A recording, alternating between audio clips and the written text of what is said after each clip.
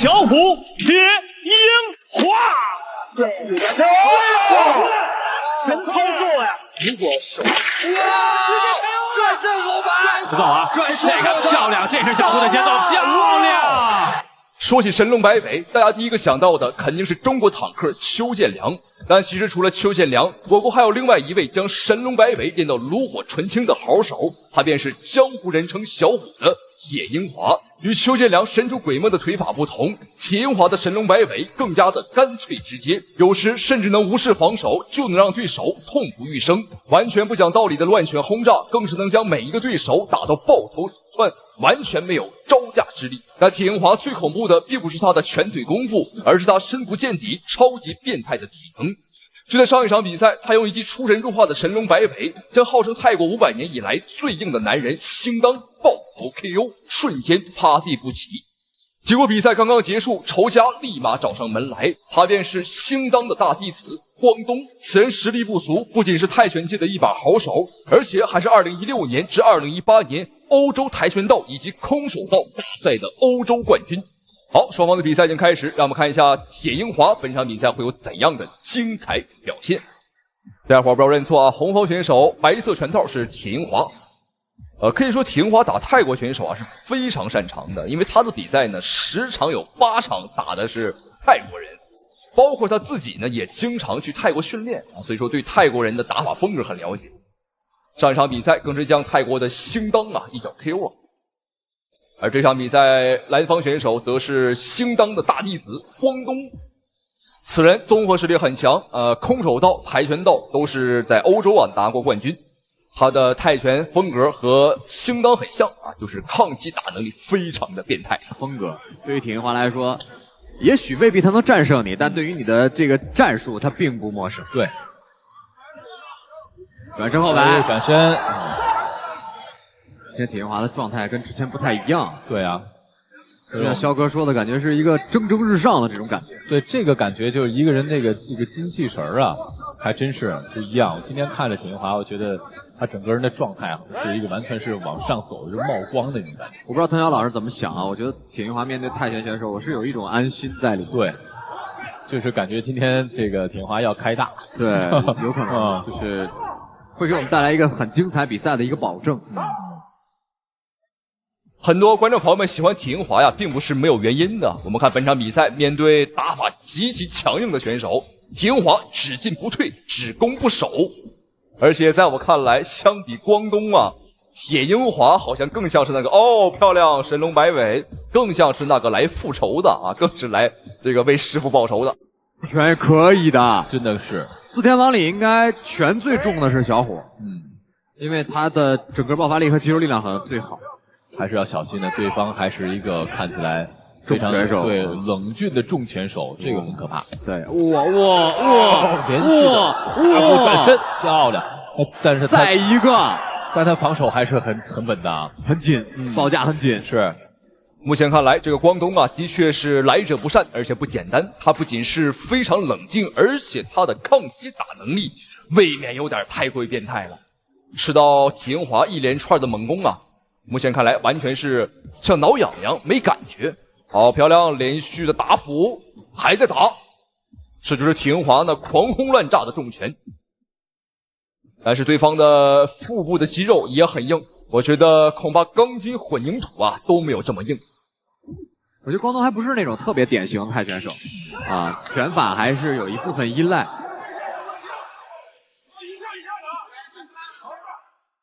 打法很硬了。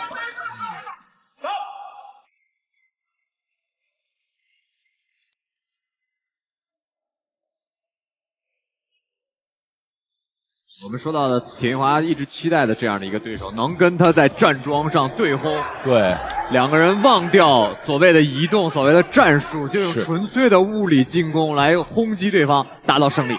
这个就是让我们觉得很多时候啊，大家也是期待，就是有这样的一种期待，两个人真的是这种棋逢对手将遇良才的这种针尖对麦芒的比拼。是。虽然说小虎的外号叫小虎，并不是特别霸气，但他呢是我们中国拳坛的4大天王，他、邱建良，还有杨卓，还有妖刀魏瑞啊，他们4个被称为4大天王。在这4大天王当中呢，最喜欢拼拳的莫过于小虎体英华。现在我们看这个光东呢，不但用腿法和拳法在把控距离，他也不太想和体英华去拼拳了，想打一些分数啊，蹭一些点数。我个人是非常喜欢看这种对轰和内线进攻的选手。各有各的好啊，各有各的不同的风格。这种比赛会让人看起来这个血脉奔张的。是的。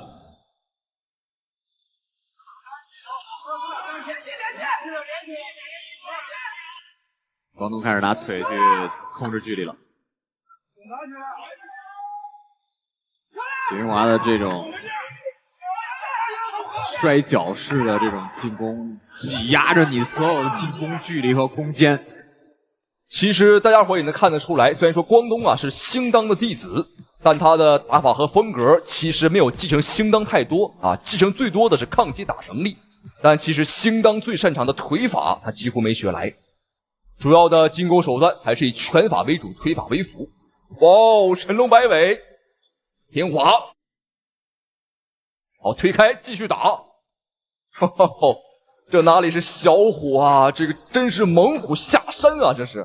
上空，哎，有点晃，后摆哦，打到了，体英华啊，给了对方恢复过来的时间啊，是就在那一瞬间，可能也1-2秒钟啊，是。再走，哦，光东给了体英华下巴一拳，是高扫，顶膝倒了，压倒了，刚才是压的，对，再来。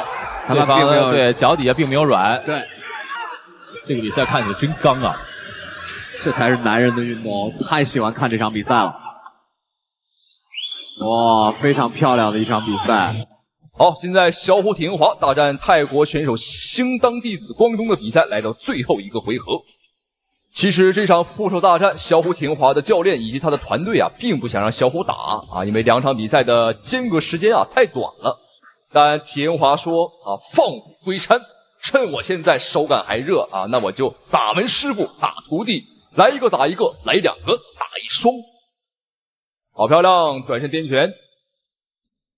现在像这种武者啊，有斗志的武者真是不多了。后手拳，哇！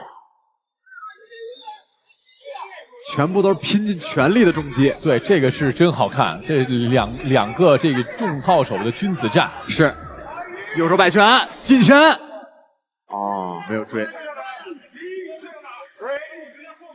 英华推开，我们看前手摆拳被对方躲开了，一扫，哇，低位的打斧力量好大。应该说光东啊，也是一个这个值得敬畏的这样一个对手啊。没错。只有这样的强悍的选手，才能诱出体英华身体里的那个潜力。确实是，所以有的时候我们说演员之间可能要挑对手，尤其是在场上拳手，对手也很重要。是，哦，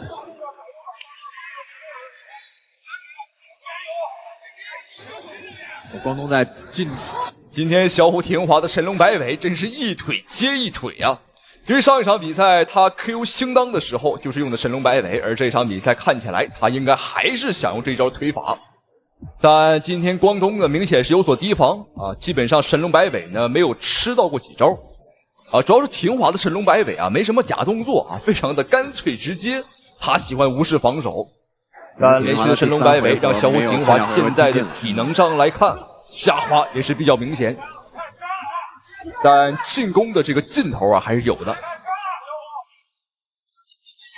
哦，进去。哦，这个还是很突然的。转身的后蹬，哦，他动作连续性很好，是协调性很好。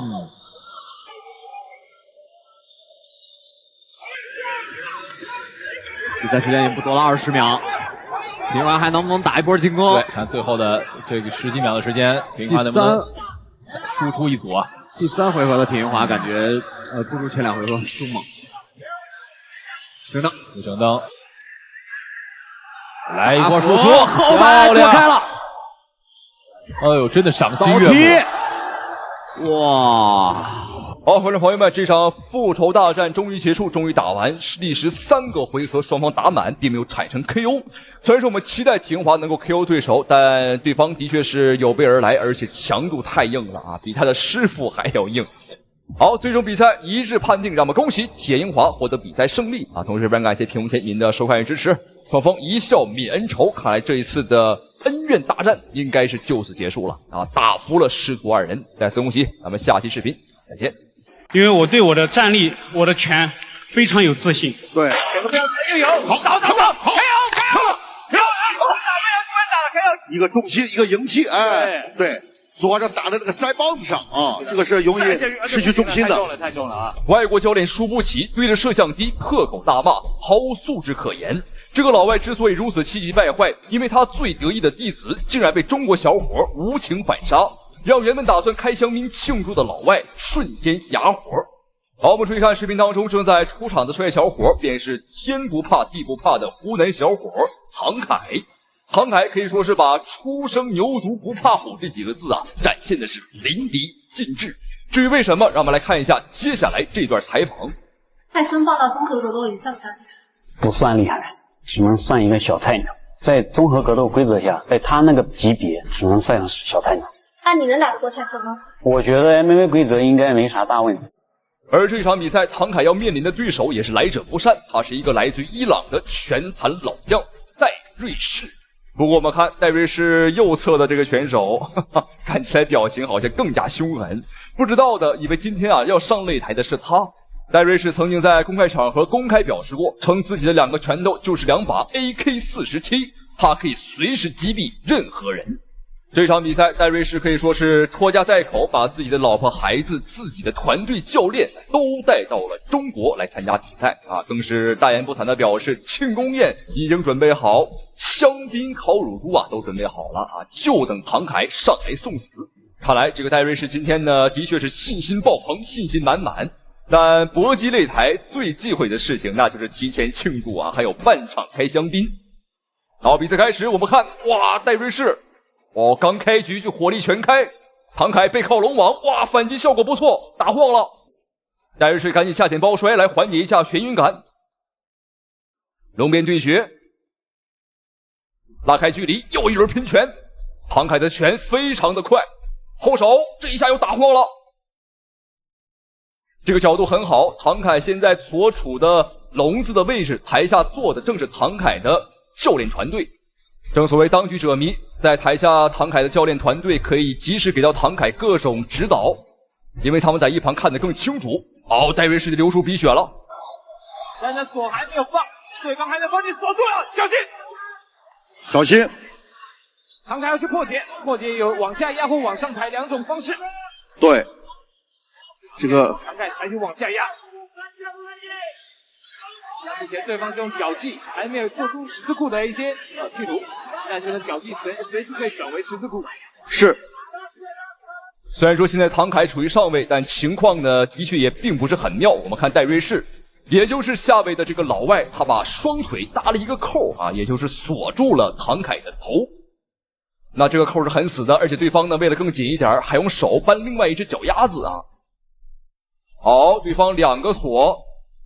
手部1个锁，腿部1个锁。现在唐凯在上位的话也很难受，很危险，因为锁住脖颈会导致你的大动脉不流血啊，不通血，会导致眩晕。但唐凯现在到底什么情况？他的表情我们也看不到，没办法流到这个脑内，会造成昏眩，是甚至昏迷。这对大动脉，就静脉的大动脉，造成这个非常大的一个控制。唐凯非常的顽强，这可以转动，可以转动，对对对。是下位选手把2只脚的膝盖再往内好，挣脱了，逃住了。刚刚真的是很不容易，唐凯可以说是死里逃生啊。现在我们看老外依旧躺在地板上，想赖着不起来。实际上此时他在打赌，他就是在赌唐凯不敢和他打地面。很明显他猜对了。那唐凯呢也不想进入到地面和他过多纠缠，因为刚刚我们已经吃过一次亏了啊，上过一次当。但实际上此时呢，裁判应该叫停比赛，因为这个老外很明显他在消极比赛，躺着不动啊。这样一来，他能躺在地板上恢复大部分的体能，这对于唐凯来讲是很不公平的。好，躺太久了，好，裁判就要他没有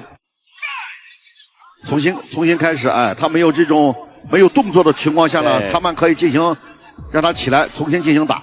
那我不知道唐凯还会不会再往这个地板上面打因为对方战力是蛮强的，但是躺着打呢，对方也是很厉害的。是，随时给你一个脚步的三角锁。是，所以伊朗队的看来地面技是非常的娴熟。对，这个唐凯一定要注意。他抗摔能力是比较不够的，但是今天表现不错。对。那我们唐凯对于对方的腿的防御也做得十分的好。是。这个唐凯呢，这可以缓一缓，用走动的方式进行缓一缓。现在唐凯的确很累因为在地面战上被对方锁了很久努力的挣脱。而实际上这个老外他更累因为他在锁一个人的时候长时间处于肌肉紧张状态，而且还没成功。实际上他现在的肌肉是很紧张的，所以说整个人看起来呢很紧，包括状态上来看，体能下滑他好像更明显满头大汗呢。是有这的游戏，对。唐凯这几次一个有效的打击而且组合拳攻击。现在伊朗的选手看起来他的拳已经乱掉了，是，所以唐凯可以注意一下，再追进去，有，好，非常好，唐凯的拳法还是非常的凌厉。在第一回合，我们的伊朗选手已经有点体力不济了好，我们希望唐凯能在第二回合拿下他。是。唐凯最擅长的就是 TKO 了。好，第一局时间到。好，现在双方的比赛来到第二个回合。刚刚在第一回合呢，唐凯是有惊无险的确是有点危险，差点被裸脚降服。我们来看一下，经过第一回合中场休息之后的唐凯，他的体能恢复如何，状态如何。好，大家伙不要认错这个红方是唐凯，好漂亮，后手。哇，对手怎么感觉走路都有点打晃了？对，想得漂亮！哎呦呦，好，倒好 ，KO，已经打不能打了 ，KO 已经倒了。好，唐凯最后补这两拳非常的解气，非常的太严重了，而且刚刚这两拳，而且最后就开门不死，观众朋友们是否似曾相识呢？太好了，唐凯的这种意志力，这种调整的。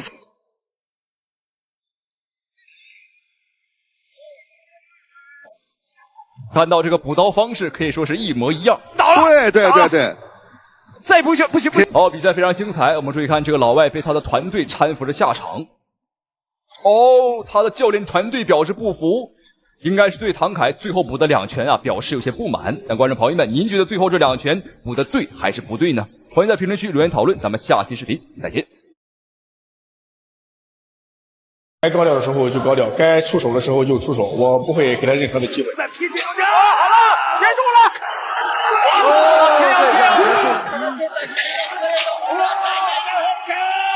连续18次一回合 KO 对手，就连日本拳王也只坚持了不到20秒便躺尸擂台。碎山烈士的重拳每一下都有击碎头骨的风险，甚至有几次 KO 的场面相当恐怖，对手险些命丧擂台。恐怖的实力也造就了他6次拿下全国散打80公斤级别的冠军，成为了当之无愧的中国散打队长，也是近些年唯一被认为实力不输死神方便的男人。他便是苍山少侠傅高峰。这次傅高峰要迎战的对手便是来自于荷兰的实力悍将达瑞尔。达瑞尔生涯战绩50胜9负1平，其 KO 率达到惊人的83%，相当恐怖。这场比赛是傅高峰转战到自由搏击的首场比赛没有想到首场对局，官方就安排了一个非常有实力的选手，也算是给足了傅高峰台面也算是重视傅高峰。对方可不是什么小鱼小虾他的战绩太恐怖了。好，对方的报价打得很高，傅高峰你很聪明，那我就不打你的头了，打你的肚子。很多人拿傅高峰和死神方便作为比较说傅高峰拿了80公斤级别6次全国散打冠军比死神方便厉害。有人说了，那说方便的50多连胜60连胜，那肯定比傅高峰更强。观众朋友们愚者比较，智者欣赏，我们欣赏就行了两位都是为国争光的好手，也是各有千秋，打法也是完全不同。抓机会的能力比较突出。是。那这次傅高峰备战呢，在北京就找了2个泰国人来帮他一起来准备这场比赛。但是呢，泰国人的节奏啊是没有稍微慢一些，对，没有这个达瑞尔这么快，而且他身材也没那么高，是，就要看这个傅高峰怎么去适应了。而且傅高峰破了这一关之后啊，后面罗根还在等他。好，齐耀维不错，杨正平，有机会哦！哎，这个达瑞尔顶下来了。虽然说达瑞尔的确是顶下来了，但刚刚这一波呢，的确看得出来傅高峰的打法非常狂野，而达瑞尔在傅高峰的面前啊，也的确只有招架之功，没有还手的余地呀。好，我们看傅高峰还有一些女粉丝啊来观赛，可见名气还是很高的。那这个达瑞尔外称 KO 专家，其实他正反架可以互换，所以进攻路线其实不好掌握。还有他突如其来的跳膝，这是傅高峰要特别小心的。这应该是 KO 了，应该 KO 了。哇，这一下子 KO 非常实在。这位荷兰悍将达瑞尔到现在还没起来，已经趴在了地板上，没错，睡着了。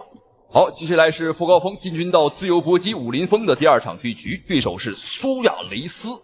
相比上一个荷兰选手来讲呢，这个苏亚雷斯啊，他的身高不高，个头和傅高峰啊差不多，双方的打法风格都是不 KO 不罢休的一个类型。本场比赛，傅高峰也创造了自己个人的最快 KO 记录，观众朋友们千万不要眨眼。解说赛之前，在我身边的是中华英雄王洪祥。大家好，我是王洪祥。好，现在红方是傅高峰，蓝方是苏亚雷斯，比赛已经开始了。好，双方的力量很大。是，来到了一个重击。哇，这个傅高峰，太厉害了。傅高峰是有重击的。是的，哇！大家可能会说啊，这个吃海参特别管用啊，因为大家都知道那个傅高峰吃了很多海参了。好，看来重击没抢住，再来一次。一上来啊，这个苏亚雷斯是没适应这种节奏，傅高峰重拳太强了。是，哇 KO， 哇，直接 KO 了。哇，真是傅高峰的比赛真的是酣畅淋漓，3打6冠王转战到自由搏击，观众朋友们，这简直就是降维打击般的存在啊！精彩回放，我们还是要看一下傅高峰是如何 KO 的。甚至还是在对方这个双手护头防守的时候给打穿了。没错，后手打开防守，前手平勾直接拿下。我们再看一遍，打3，没错，2拳干净利索。好，那么下面第3场傅高峰的比赛，是我个人认为傅高峰的职业生涯打得最爽、最解气，我相信观众朋友们也是最解气的一场。因为这一场比赛，傅高峰啊东渡日本，来到了日本东京上门踢馆打鬼子，没错，打小日本子。而且这次比赛的对手也是颇有渊源，对手名叫高木健太，他曾经来中国和死神方面啊有过交手，只不过当时他被死神方面连续3次击倒，打的是鼻青脸肿、鼻血横飞啊，最后是弃赛投降。因此在赛前，高木健太也是表示啊，这一次他终于迎来了一个可以向中国人啊复仇的好机会。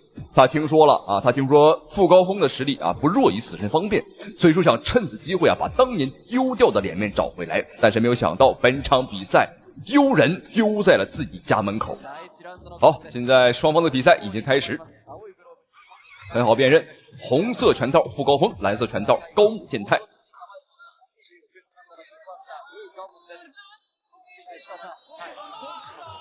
我们且先不说双方的技术和水平，光是看身材啊，这个肌肉类型啊，对方可以说是又肥又胖，而傅高峰的浑身都是腱子肉啊。前摆打晃了，后手，哇，这一下直接打趴在地，什么情况？开局才20秒。上一次打死神方面的时候，最起码还坚持到了第3个回合，结果看情况今天啊，恐怕1个回合都有点困难。第2次，观众朋友们，不到1分钟2次读秒，还能打吗？高木健太又站起来了，他还有最后一次机会，3次读秒将直接判输，他还有最后1次机会。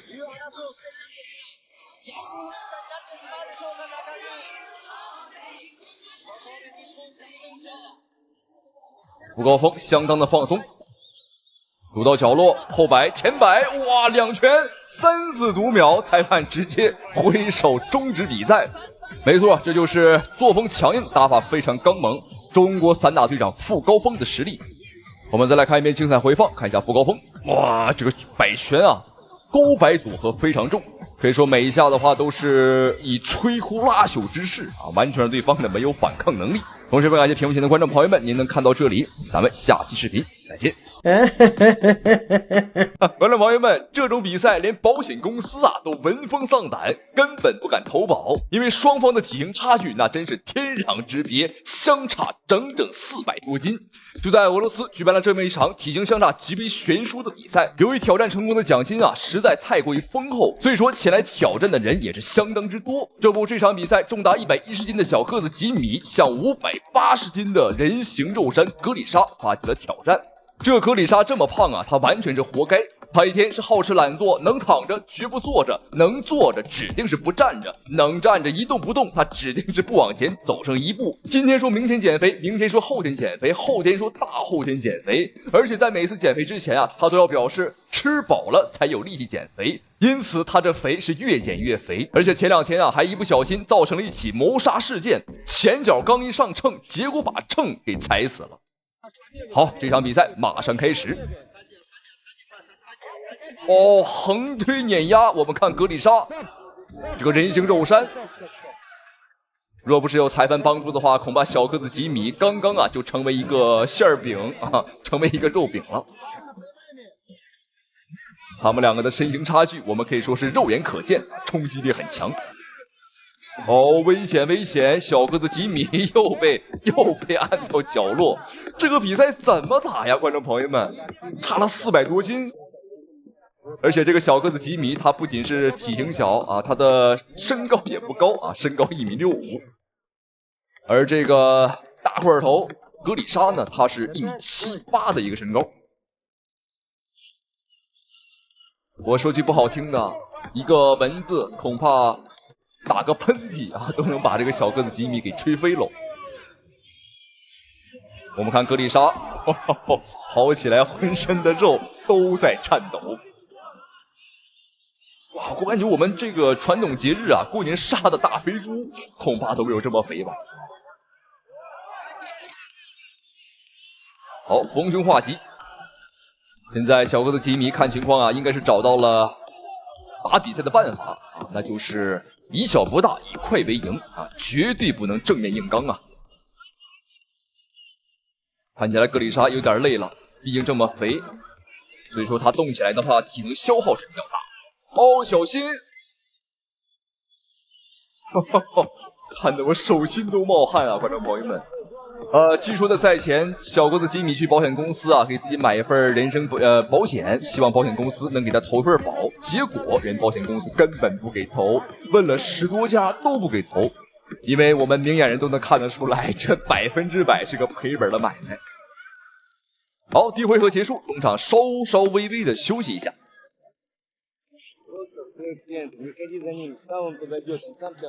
好，休息结束，第2回合的比赛马上开始。看到人形肉山大块头格里莎的身材啊，我只能说呢，这个某些地方那真是旱的旱死，涝的涝死。不知道有些女同胞们会不会多少有点羡慕呢？哦，危险！看来小个子吉米已经掌握了打大块头的一个技巧，没错，那就是36计，跑为上策。不打了啊，就是跑。还行啊，还不傻。这个小个子吉米让我想起了动物界的一种昆虫啊，就竹节虫。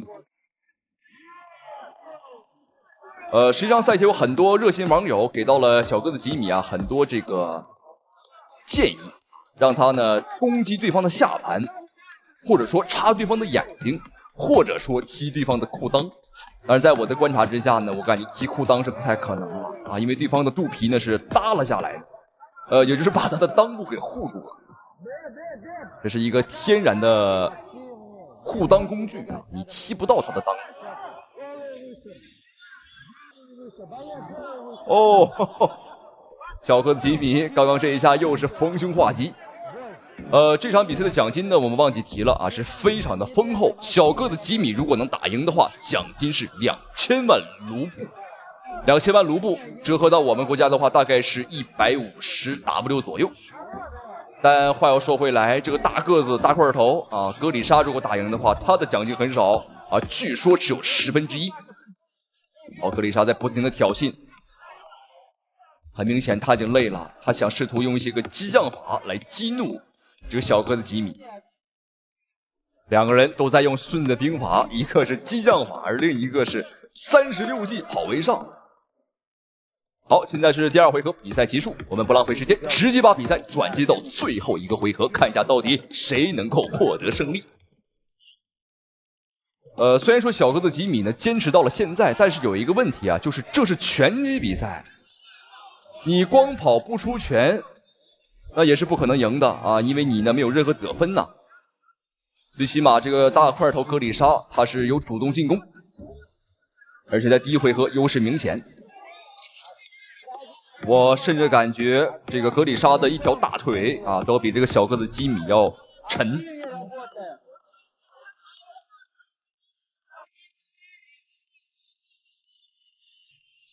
哦，这下坏了，这下又被抓住一次。这样一来的话，比分上相差很多了。但是我们看格里莎现在双手扣入龙网，他也很累了。因为这一场比赛的运动量估计是他过去好几个月的运动量加在一块儿都没有这么多，因为他日常啊几乎不出门啊，每天往床上一躺。我们赛前也说了，他是能躺着绝不坐着啊，能坐着绝不走路。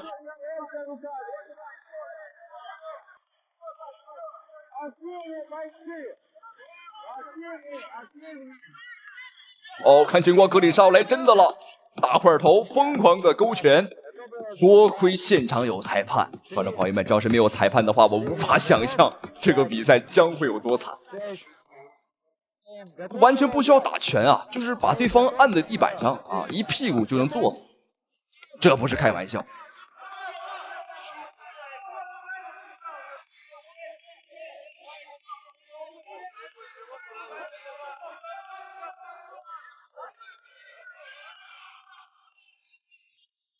我觉得大块头格里莎呢，他不应该来参加拳击比赛，他应该去日本啊参加这个相扑比赛。我觉得这是非常适合他。而这个小个子吉米，没错，正在被暴揍的吉米小个子啊，他去当门童正好，去当个门童啊，当个迎宾正好。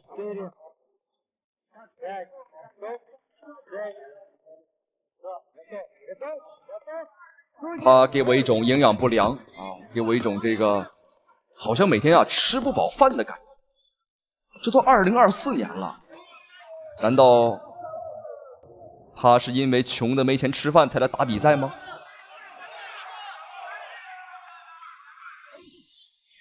而且他的发型还给了我一种啊小脑发育不健全，大脑完全不发育的感觉。好，比赛终于结束。我们看大块头格里莎累得不行，哦呦，干脆原地就躺下来了，不管了，赶紧歇一会儿。好，比赛结束，毫无悬念啊，格里莎获得了比赛胜利。那对于这场以小博大的对局，如果让你上场的话，您觉得有什么好的办法可以击败这个大块头呢？欢迎在评论区留言讨论，咱们下期视频再见。那么这场比赛，邱建良终结了 Kem 在中国的不败。他是令中国拳坛闻风丧胆的泰拳五虎当中的一员，他出手残暴，心狠手辣，如同刀刃般锋利的扫砍，能将对手的小腿当场劈断，毫不讲道理的抗击打能力更是堪比少林金钟罩铁布衫。他就是肯姆，多年来征战中国拳坛，至今为止未尝过失败的滋味。曾击败过顾辉、王鹏飞、胡亚飞、铁英华等一众中国名将，信心满满的以为在中国已经没有对手，但邱建良的横空出世着上肯姆栽了个大跟头。说起邱建良，相信观众朋友们肯定不陌生，他是中国羽量级别最出色的拳手，没有之一。看他的比赛，你总能欣赏到神龙摆尾暴力 KO 对手的精彩场面。极高的拳商再配合上完美的拳腿组合，让他的每一场比赛都赏心悦目，百看不厌。这一次，邱建良在赛前已经立下了誓言，必须要终结肯姆在华的不败战绩。双方这一场中泰之间最高水平的较量马上开始，坦克邱建良对战五虎上将之一的肯姆。看点多多，其实肯姆也这个的这个责任，这要说到2014年的马可莫伊泰了。那个时候呢，这个肯姆塞克东两个人是领衔出战，当时是邱建良干掉了塞克东。那么其实从那个时候，肯姆就一直希望能跟邱建良有一场对攻。是这场比赛呢是来的稍微比往年晚了一些啊。是。那么本场比赛呢，邱建良目前像我们这个万明阳的 CEO， 我们的这个勇士系列赛的赛事总监郭振东先生所说的是2个排行，一个 Press Combat 目前是给到邱建良是世界第3，那 Liver Kick 给到了第2。其实这个都不重要，挑战目前的公认第1。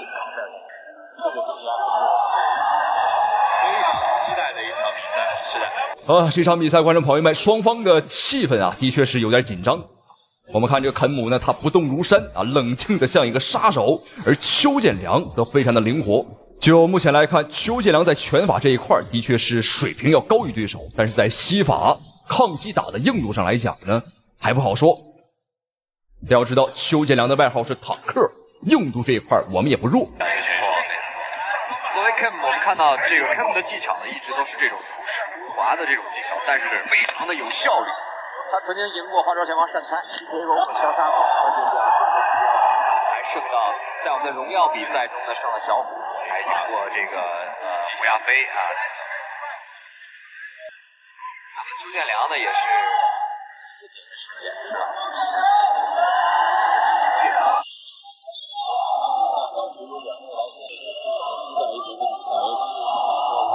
刚才对他的短片当中也说到了，3次的机会都没有。这场比赛，邱建良的战术准备啊，可以说是非常的充分啊。肯姆引以为傲，摧筋断骨的扫砍、扫踢啊，你看，哇，非常灵活，甚至等着对手踢完之后再进行反击。哇，这个邱建良实在是太厉害了。好，咱们的比赛中呢，一位双手的哇，刚刚我们话音刚落，邱建良就已经神龙摆尾干趴了肯姆。对方的表情很痛苦，邱建良很兴奋，因为裁判宣布比赛结束。哇，这场比赛非常的不容易，肯姆在华的不败战绩被邱建良打破。哇，而且这一脚的话非常的厉害啊，是转身的神龙摆尾爆杆直插对手的肋骨。与肯姆的比赛刚刚结束，同样身为泰拳五虎之一的苏萨控立马找到了邱建良，表示要捍卫泰拳五虎的尊严。我们通俗点来讲，他呢就是来复仇的，没错啊，找上门来啊，仇家找上门来了。好，非常好辨认，皮肤白皙的是邱建良，而黑色拳套皮肤黝黑的便是苏萨控。对方我们看吊儿郎当的啊，非常的放松，因为在赛前他也并没有把边打拳边提裤，先擦鼻涕再提裤，这就是泰拳选手的一个习惯。但在我的眼里，这也是一个漏洞啊。不止苏萨控喜欢提裤子，可以说几乎99%以上的泰国泰拳选手啊都喜欢提裤子。所有人都想挑战邱建良，以提高自己在国际上的排名啊。这场比赛呢，对我们来说呢，应该也有着很多的期待啊。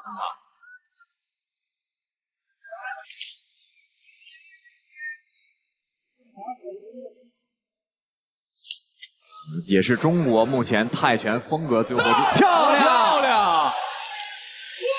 哇！看来这传闻中的泰拳五虎都是纸老虎啊！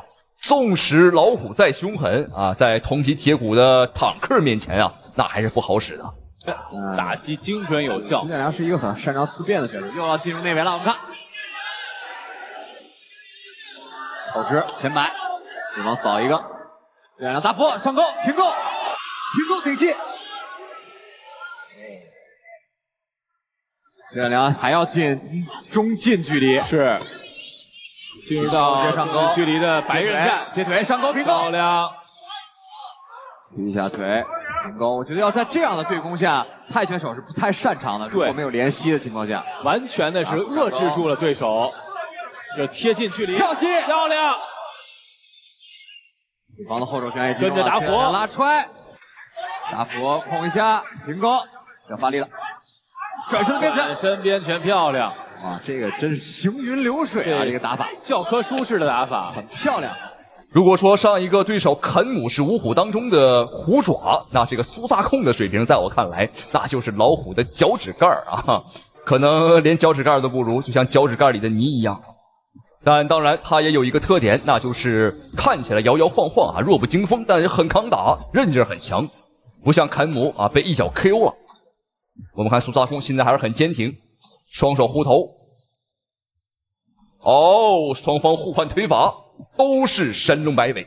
有办法去适应或者是预判，而且我觉得是专门针对了泰拳的这种屈臂防守，对，是从你屈臂的这个空间里钻进去的拳法，这属于扼住了对手的这个脉门的这样一个位置，是让你非常的难受。其实他本人是这个泰拳出身的选手，对，他也是中国这个泰拳，中国式泰拳的这种前面的探索者。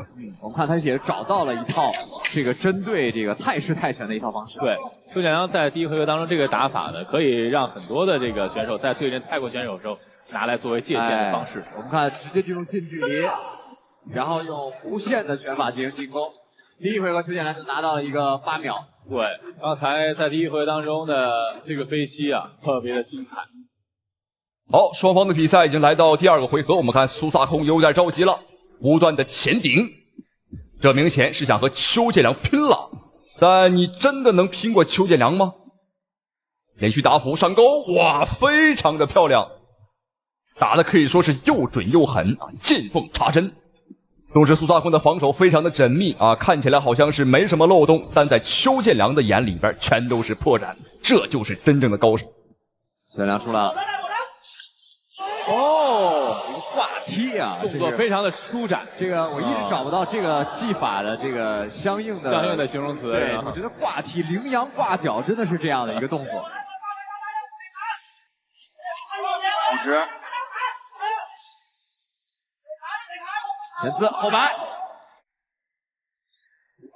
哦，这个是在对方倒下的瞬间攻击的啊。对。这个啊，要求运动员在场上必须有清晰的头脑和急速的判断。上钩！刚才如果不是抱在一起，对方就有可能倒地了。在这个放松的同时，也要保持警惕。哦，对方上钩也做到了，后指打到了。漂亮！转身的后摆，站不起来了。好，泰拳五虎上将又被邱建良解决一个，2场比赛神龙摆尾，踢飞2头老虎，这就是坦克邱建良。让我们再次恭喜邱建良，同时也非常感谢屏幕前您的收看与支持，咱们下期视频再见。